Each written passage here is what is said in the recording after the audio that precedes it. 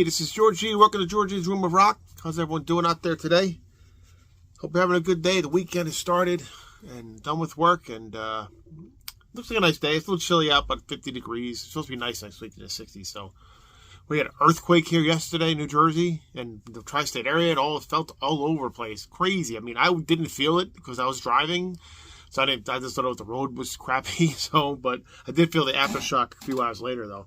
I don't think anyone was hurt, though, but it's still crazy. You don't get too many earthquakes here. I remember having one back when I was in elementary school in the lunchroom. I remember that. That was a long time ago, but I remember it. But anyway, crazy. Then we had an eclipse on Monday. Solar eclipse. Crazy. Crazy stuff. Crazy weather this week, too. It's been a great week. But anyway, today we're doing a special video. I'm calling this Judas Priest and Iron Maiden, the band comparison.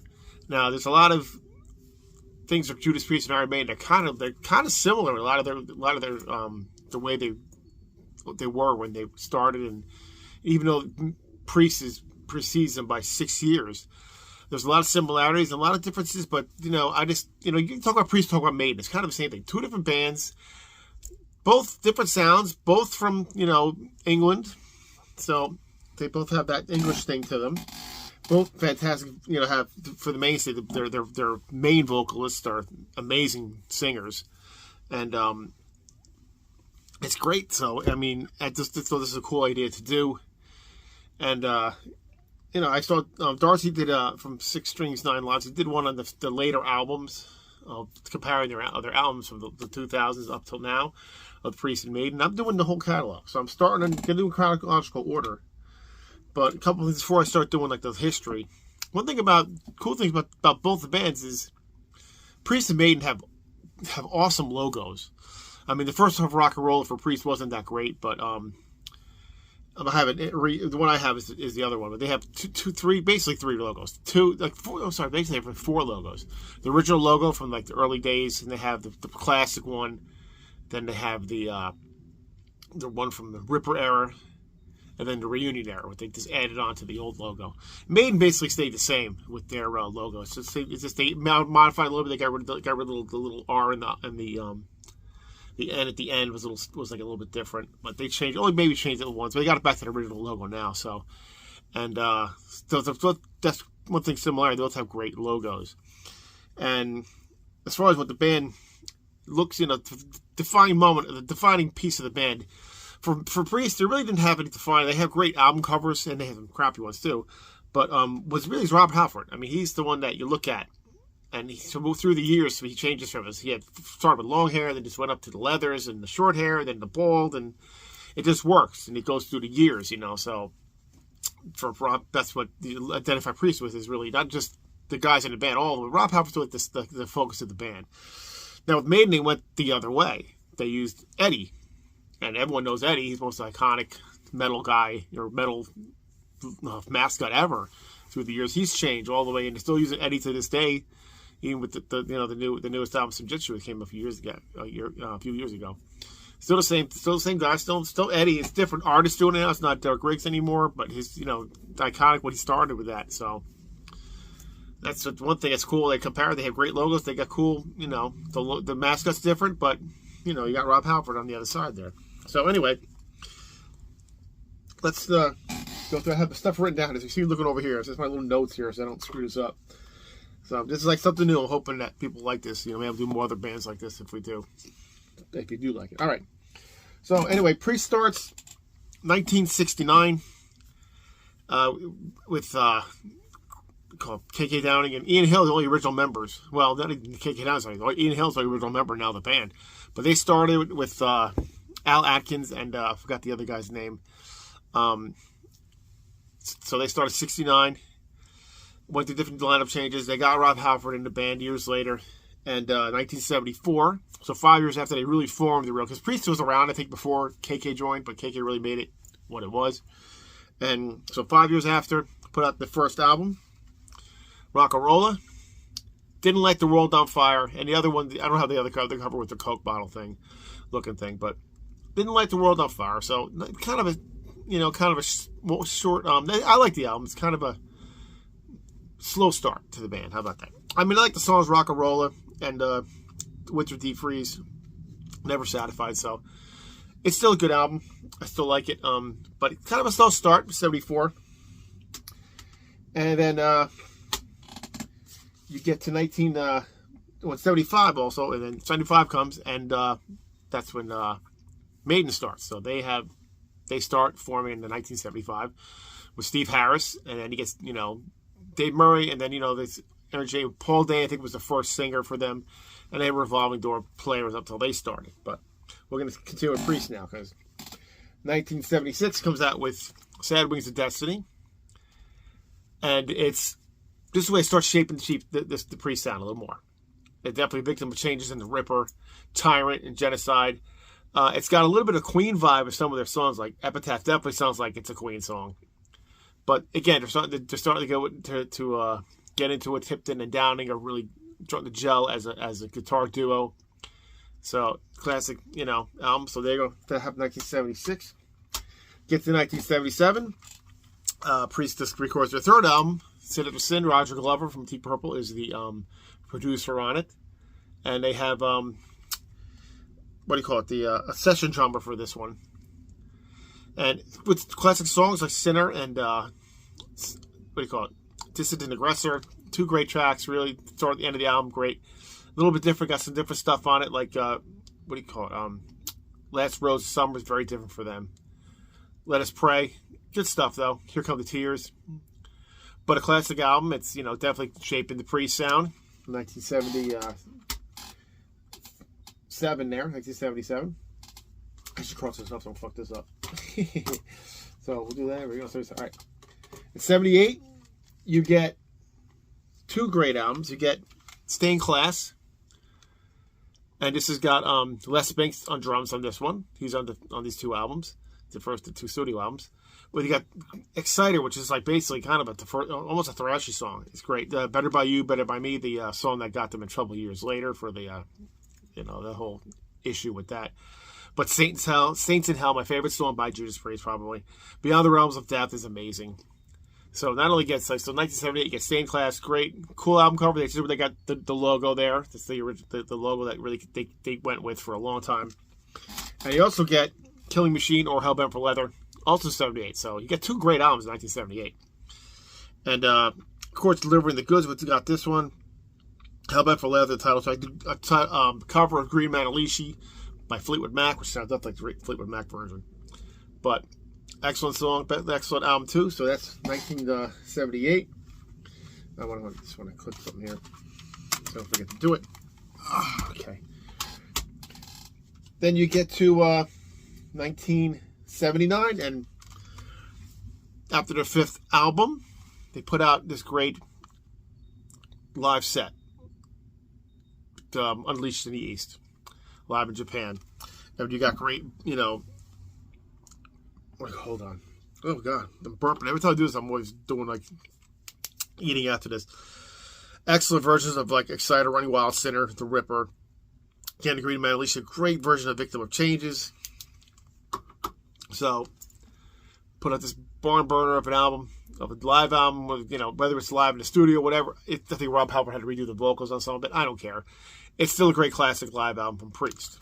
So, there you go. 1979. Okay, now, we get to 1980, and Priest puts out they get Dave Holland in the band, because this is the live album's last one with Les Binks, and they get Dave Holland on drums to do it. But Dave Holland gets a bad rap. He was a really simple drummer, but he was still a good drummer. Maybe not good for Priest, but they worked for Priest. So they simplified their sound a little bit at this in 1980 for British Steel, which had two of their most iconic songs with Breaking the Law and Living After Midnight. But it's also got some awesome tracks like Metal Gods, Rapid Fire, Grinder. So, how can you go wrong with it? It's just a great album. So that's 1980. But also in 1980, you get Iron Maiden puts out their debut, their first album, with Iron Maiden, with great songs. Not the best production, maybe, but still adds to the charm of the album. Great songs I Remember Tomorrow, Running Free, Phantom of the Opera. It's just a fantastic song. Phantom of the Opera. It's one of the best songs ever. Iron Maiden, which I think they played all the way to this day. I think they've never not played it. So, and of course, you've got Eddie. So Eddie starts that whole thing with that. They could just go, let's not show us on the album. We'll just show Eddie, and that's how it worked. So that's how they started with this one. So there you go. That's 1980. Get to 1981. Let me just cross this crap off here. And Priest puts out an album that made more disappointing to fans with Point of Entry. A little more commercial sounding. It's got good tracks on it. Heading Out for the Highway, Don't Go, and Hot Rockin', kind of silly but good. I love Turning Circles. Desert Plains is a classic. The rest of it's just okay, although I do like Troubleshooter. A little bit disappointing for people that like Priest. They think this is such a great album, not on high on their list, but you know it was okay. And so Maiden comes out in 81 with Killers. And this is another one of my favorites, and it's a great album. The last one, by the way, you know the first two with Paul Diano singing, and the first album with Dennis Stratton. So this one introduces Adrian Smith on guitar, second guitar. So, of course, this has got Rothschild, The Murders in the Rue Morgue, Another Life, Killers, A Love Prodigal Son. Now, if you compare it, considering the first album by Priest when they came out was very, just all right. But Maiden comes out right out of the gate with a great album. And the second album is a great album. That's like, I think, Priest's second album was great. I think this might be a little bit better. But there you go. So 1981, you got Killers, and maybe the disappointing to some Point of Entry. Now we get to 1982. This one has two probably of their most famous albums. You get Screaming for Vengeance, the Priest. They go back to the metal sound, have an awesome cover art. It's got the Hellion Electric Eye, Riding Out the Wind, Bloodstone. Of course, Scream for Vengeance, the title track, and You Got Nothing Coming, Devil's Child. This is one of people's probably one of their either top one or at least the top three Judas Priest albums. Now, the same year, of course, you come out with Number of the Beast from Iron Maiden. Again, Paul Diano's gone. You get Bruce Dickinson on vocals coming in and changing the way changing the sound. It sounds. The vocals can change the sound of the band a little bit. It definitely does here because it doesn't sound like Paul Diano at all. And with hit songs like Run to the Hills and Hallowed Be Thy Name, Charlotte the Harlot. 22 Acacia Avenue, the continuing story of Charlotte the Harlot. Call It Prisoner. It's a great album. So another one of the best albums to come out, and some people's favorite by Maiden too. So, and the great cover by Derek Riggs of Eddie.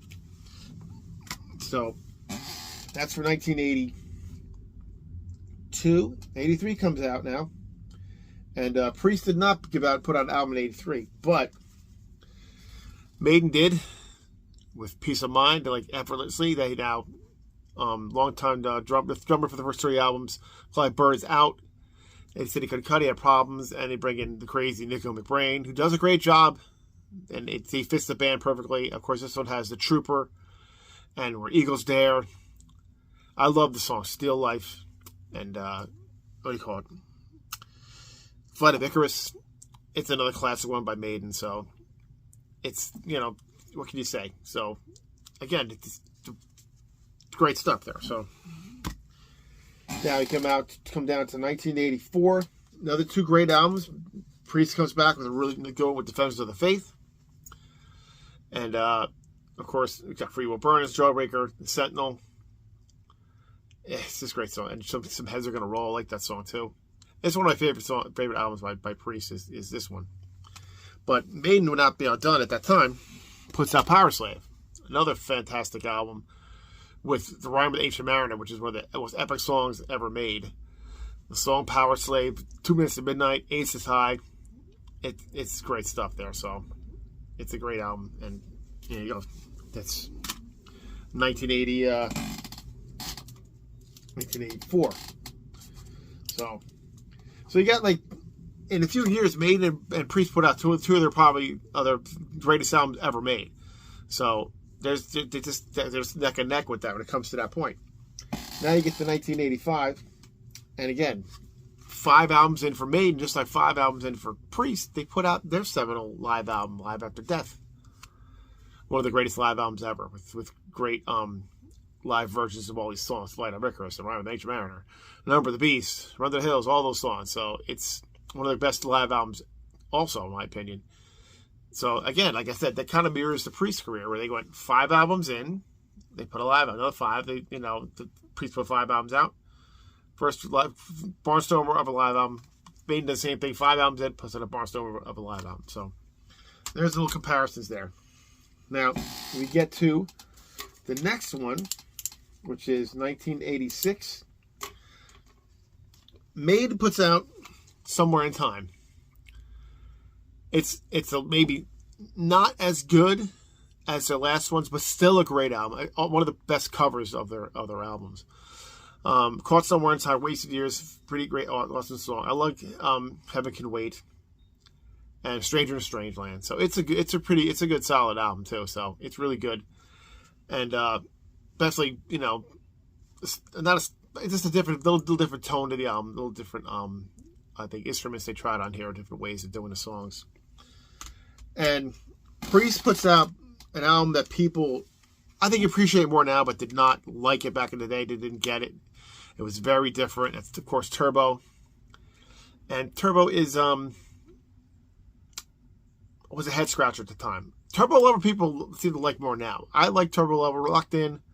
Songs that are kind of cheesy. Out in the Cold's a great song. Reckless is another great song on this one. So it's not what people wanted from Priest, and it's compared to the Maiden album beats it out. But still not a bad album, and it stretches the imagination. Priest also put out their second live album, and this is after this put out the 5 albums again. Yeah, 1, 2, 3, 4. Yeah, 5 albums again. They put out Priest Live. This one's got basically the greatest hits album of the time, because it's got all the songs about the cold, Head Out the Highway, Metal Gods, Breaking the Law, blah blah blah, all those songs. Good live album. I think it's underrated. It's a terrible album cover, absolutely, but it's still Priest, and it's still a pretty good live album. So there you go, from 1986. Okay, nothing. Neither one does anything. 1987. You get to 1988, and Maiden puts out their last album at the time with Adrian Smith, Seventh Son of Seventh Son. Another people rate this one of their favorite albums ever. I think that people think this is more likely a step up from Somewhere in Time. I think it's a great album too. Moonchild and Can I Play with That? That's probably the most commercial song on here. Evil That Men Do. The title track is another epic song by Maiden. Cool album cover, a little different, but really, really good stuff there. So, and now Priest puts out an album that's, I think most of these songs are supposed to be, because it's supposed to be a double for turbo, so we twin turbos, but they kind of just scrapped it in one album. They try to make it a little bit heavier with Ram It Down, and Ram It Down is a little heavier. I think the drums are all fake. I don't think it's Dave Holland on his drums. I'm not sure. It doesn't sound like him. It is a little heavier. The song's a little bit cheesier, maybe some of them, but not as cheesy as Turbo. But the opening track, Ram It Down, with the scream from Halford is amazing, and I love Ram It Down. I love the song Heavy Metal. It's cheesy, but I love it. I love Love Zone. Come and Get It. Blood Red Skies is great. Johnny Be Good is terrible, and so is Monsters of Rock. That's not that good either. But they tried to go a little bit better with since the Turbo was kind of a letdown. But not a horrible album. Okay, then we get to get my other crap over here, guys. Shouldn't need that. Hope this stuff doesn't topple over on me. Let me move this out of the way. Hold on. Then we get to 1990.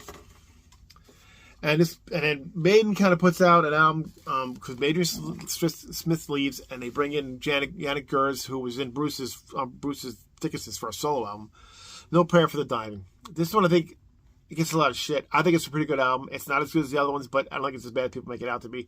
Tail Gunner's great. Holy Smoke is cheesy, but it's good. I love Run Silent and Deep, Hooks in You. Bring Your Daughter to Slaughter. People don't like that. I think it's a good song. And Mother Russia. It's still a good album. Not great. Still cool artwork. Not one of my people's very favorites. A little bit of a letdown. Here's where the letdown starts. But Priest comes out with Painkiller. Dude, Dave Holland's gone. They bring in Scott Travis. Fits the band perfectly with that drum in the beginning of Painkiller. Just rips it to pieces, and you're off to the races with this motherfucker. So Hell Patrol and All Guns Blazing, Leather Rebel, Love Nightcrawler, Between the Hammer and Anvil, Touch the Evil. They come back with this one, and it's like Priest is back with a vengeance, with a like thrashy kind of album, almost thrashy album, because thrash metal was pretty big in the 80s, but this isn't thrash, but they got some great heavy ass fucking songs on this one. So you got Priest is back, and I hope it sounds great on it. So there you go. It's a great album. It's a great Priest album. Like I said, Priest is back. Now, you get to 1992.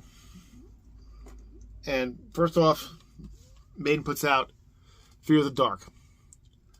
Not another one people don't like. I think it's a lot of filler. People think on this album there's too many songs. I love Be Quick or Be Dead. Afraid to Shoot Strangers. Wasting Love is their first kind of ballad almost. I love Weekend Warrior. I love the song Fear of the Dark. Different artists on the cover too. Dark Rig does into it. It's not a bad album. It's just a little bit, maybe too many songs. It's only 12 songs, but it seems like it's too many for some reason. It seems kind of long. But another disappointment for some of the fans for the Fear of the Dark. But in 1992, Rob Halford leaves Priest. I think he left like a fax. He said, well, that's my fax saying I'm leaving the band. I mean, no explanation. He forms his own band later, but kind of shocking. And Priest disappears for a few years.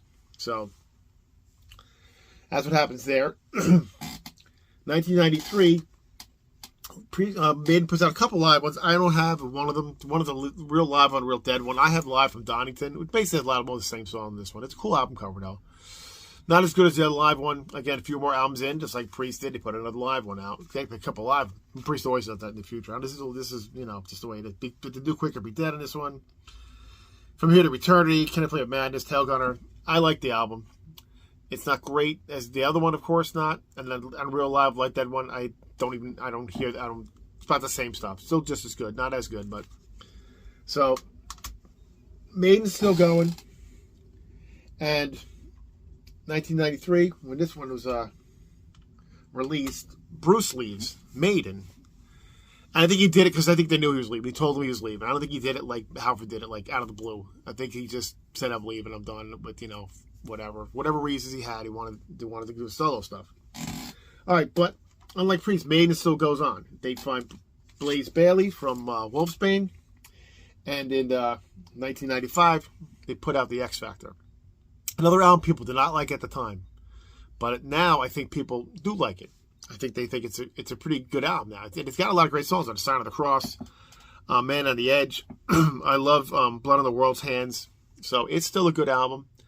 And much better than people. I think people like it more now, so they appreciate it more now. Back then they did not, though, and the album cover is pretty bad too. So, but what are you gonna do? Then we get to 1997. Judas Priest finds a new singer, and they find Tim Ripper Owens, and I think it found him a cover band. I don't remember which one of the band members found him, but they put out Jugulator. I like Don't Mind the album cover. They get a new logo, singer. See, now Maiden comes out with their album, with their singer, and he doesn't sound anything like Bruce. But Priest tried to find someone that can do like the Halford thing, and they did. Ripper does a great job. He's a great singer. This one again, people like more now than he did then. This is pretty heavy. It's like Painkiller Part 2, a little heavier, a little crazier, a little crappier lyrics, but it works. Jugulator's great. Bloodstain, Dead Meat, Burn in Hell, I love, and Cathedral Spires, another great song. So Priest is back again, a little different, but still a pretty good album. So that's 1997. 1998 comes along, and what do you call it? Priest puts out a live album with Ripper. This is a really good live album. People maybe don't know it too well, but it's a great one. They do a lot of classics. They do Howling Electric Eyes, Grinder, The Ripper, and Breaking the Law, of course. They do a lot of songs from the Jugulator in this one. It's a good live album. If you never heard it, it's really good. But at the same time, then, Maiden keeps going. And they put out the same year Virtual X. And this one is another one. This one gets panned. I don't like that Eddie at all. I think that's a terrible Eddie. But Future Will is a great song. Angel and the Gambler, I've said it before. If the song was 3 minutes, it'd be great. It doesn't need to be 9 minutes long. I like the song Lightning Strikes Twice. Klansman is a classic song. And Don't Look to the Eyes of a Stranger. It's still a good song, too. It's not a bad album. It's not a great album. People maybe look at it down on it. But It is with a logo change. You can see the R and the N looks different here. They did that for a few years. Didn't like that, but so there you go. That's what happened for them in 1997. Oh, sorry, 1998 it came out. All right, now we get to 2000 again. Priest is still going with Ripper. Maiden gets back with Bruce Dickinson and with Adrian Smith, so they get a 6-piece now for the great comeback of Brave New World. Derek Riggs, again, artwork on top with Eddie. And this one is a great comeback, one of their best ones ever. The Wicker Man and Ghost of Navigator are two of my favorite songs on here. And so is The Nomad and Out of the Silent Planet. It's a great comeback. It was just what you wanted. More mature Maiden. Still metallic, though. Great stuff. So there you go. Came out with that one. And that's 2000. 2001 comes out. And what do you call it? Priest comes back with one album I really don't like. It's got some decent songs on it, but nothing great. And that's 2001's Demolition. This has got Machine Men and one-on-one is okay. And I like Bloodsuckers. And the rest of it I could just throw away. It's just not that good album, in my opinion. Tipton writes most of the songs on this. It's just not done very well. Production's a little weird. Terrible album cover, too. So, last one with Ripper. You guys know. Not one of my favorites. That same year, Maiden puts out another live album. Rock in Rio. To support Brave New World. The Wicker Man. Ghost of Navigator. And again, Brave New World, Jurassic Child, 2 Minutes of Midnight. Great songs on this one. It's a good live album. Again, a couple hours in, they put an album. They take a reunion, they put the album out. Same thing with Priest. They put a new album with the singer out. They put the new album out. They put this one. Maiden comes out with their old singer. Put out a live one. Kind of the comparison. I don't know. That's just the way I look at it. Anyway, you might think I'm nuts, but that's the way I look at it. Now we get down to 2003. Maiden comes out with Dance of Death, another bad cover, but a really good album, though. This one really grew on me up over the years. I'm really liking this one. One of my favorite ones of the later years. Wildest Dreams and Rainmaker, great. Dance of Death, Passion Tale, great songs. So it's a really good album. Second reunion album with the guy, with Bruce and Adrian. Good stuff. So that's 2000, sorry, 2003. 2005, now, by this time, 2 years before, Rob comes back to Priest, and they put out this one in 2005, Angel of Retribution. I love Angel of Retribution, save for one song. Judas is Rising and Deal with the Devil. Love it. Hell Rider, it's great stuff. Loch Ness is terrible, but the album's good. Good comeback for the band. Got a little revised logo. Really good. I'm glad that Rob's back. It sounds awesome, and there you go. Priest is back again. Then you get to 2006, and Maiden puts out another pretty damn good album, in my opinion. Matter of Life and Death, pretty cool looking cover. Again, it's got the great songs. These Colors Don't Run, Brighter Than 1,000 Suns. This is Latter Day Maiden's kind of maturing with their sound. They're not the same Maiden you're getting. So, but still, it's a great album. It's one of their better ones of the latter years. Then you get to 2008, and an album that people might love this album, and people might really hate it. I listen to it. It's not as bad as it used to be, but it's still not what I want from Judas Priest. It still gets a little bit long, laborious, and that's of course Nostradamus, who I did meet on this tour. And doing the tour, I met Rob, KK, and Glenn for this. And again, it's got prophecies, right? Revelations. War, it's got some good songs on it. It's just the whole stuff in between. Just a little bit too much. It's not what you want to Priest. This is pretty much a letdown for most people and for myself personally, but not as bad as it used to be. So they did that again. Like, see, people get let down sometimes with Priest and with Maiden. Kind of the same thing. And 2010, we come out with Maiden comes out with the Final Frontier. Another one people don't really think too highly of. El Dorado is a great song. The Alchemist, The Talisman, The Man Who Could Be King, When the Wild Wind Blows, kind of a long song. again, kind of a letdown for Maiden. They're kind of getting a little bit, more mature, but a little bit, less metallic maybe. Still Maiden though. It's still this is mature Maiden for you. But so there you go. And then in 2011, around that time, Priest was gonna stop or something, and then they did one Epitaph tour, I think, or they started doing that, and KK decided to leave. He didn't want to do it anymore, so KK Downing left. And Priest decided to continue on. So they get Richie Faulkner in to do Redeemer of Souls. Went back to their stuff after Nostradamus was kind of a failure, I guess. They went back to their being the metal gods again. I mean, Richie Faulkner, I think this got to inject some fire into them. Dragonaut and the title track, a great song. Stories of Demacus, Hell and Back. It's a great Priest album. It really is pretty damn good. It gets better and better every time I hear it, though. Great cover too, better than the last one. So there you go. That's happened there. And you get 2015 comes up. And you get Maiden with the Book of Souls. Very long album. Great cover, though. Looks like Eddie. Better than Final Frontier cover. If Eternity Should Fail is a great song. The Red and the Black, When the River Runs Deep, the Book of Souls. It's got Empire of the Clouds. I love that song. It's a great song. Very long. Again, more people get very disappointed in Maiden because they just kind of went, we want more of the old Maiden. Well, they're not doing that, so this is what they're doing. So this is disappointing with you, but this is like, there you go. Okay, then we get to 2018, and Priest just keeps plugging along with some awesome albums with Firepower, and again, great songs on this one. I mean, Lightning Strikes, Evil Never Dies, Necromancer, Spectre. It's great songs on this one. It's a really good song, a really good album. It's really people love probably the favorite album of that year. It was awesome. So it was great. It was great to see Priest back. Still being heavy there. Priest is being more metal now. This is like Priest. That's what you want. Get to 2021. Another album people just don't get or don't like it. Maiden comes out Shinjitsu. Right there. That cover there. I personally think it's a pretty good album. It's not as... It gets long, but it's got some good songs on it. The first song they had, which sounded like people said sounded like a country song. I always forget the name of it. Let me get the title. Oh, here we go. What do you call it? The Writings on the Wall. That's the first single that came out. But Stratego is a great song.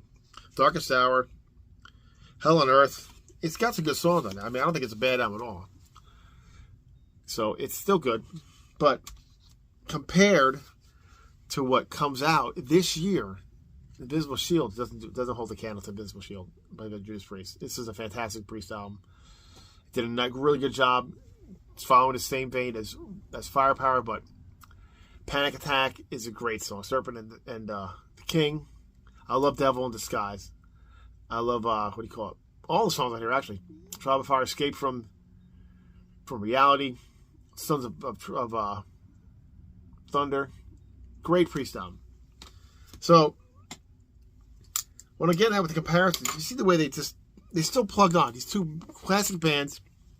Now, of the albums that came out later, Priest wins the battle. The first three that came out with Brave New World, Dance to Death, and Matter of Life and Death, I think, are the three the better ones than the other three that came out. Now, Priest didn't have as many albums, but this one, Firepower, Redeemer of Souls, and I think Angel Retribution were so good. They were, it's hard to see which one's better, but I'd say Priest definitely wins the battle of being more metal and having the better albums at that time. So, I mean, what do you guys think? So I'm just, I thought it'd be, just a pretty good comparison. The bands are pretty, do a lot of stuff that they did together. They lost their singer both at the same time. They replaced the singers, and the people that take to them very well. A lot different, but now, who do I personally like better? Well, what I decided to do here is do a little, let me get my glasses on again. I picked my personal favorite 5 albums from each of them, and I'm going to show you how I would put them in my order. For you to even know what, let's just show my other video of my favorite albums, you would know. So let's give me a second while I put these in an order. And so it's like I said, I picked 5 Priest albums. Excuse me. 5 Maiden albums, and I can tell you in order what I would put them in if I was to rank them real quick. And there you go. I think I'm missing one here. Oh yeah, I'm missing one. Okay, that's why. That's why. Okay. Ooh, they're all falling now. Don't fall. Thank you. Now I'm all stacked up, precariously stacked up here. They didn't fall, so we're good. Anyway, well, I should have paused for that shit. Anyway, so as I said, I think I lost my train of thought because of the shit falling on my ass here. So I'm going to put them in order, if I can just think of what I'm doing here, because I'm kind of losing my train of thought here. And here we go. And come on. There you go. Okay. All right, so my first one, number 10, would be Killing Machine. Great album. That'd be number 10. Number 9 would be Power Slave. Again, great album. Number 8 would be Sad Wings. Number 7 would be the Maiden debut. Number 6 would be Peace of Mind. Number 5 would be British Steel. Number 4 would be Killers. Number 3 would be Defenders of the Faith. Number 2 would be Stained Class. And the number 1 would definitely be Number of the Beast. So that's my order of my favorite albums by each band, by each of the 2 bands. Now, if I was going to pick one band I like overall, even though this is one of my favorite of all of the albums I showed you, I still pick Judas Priest over Maiden any day.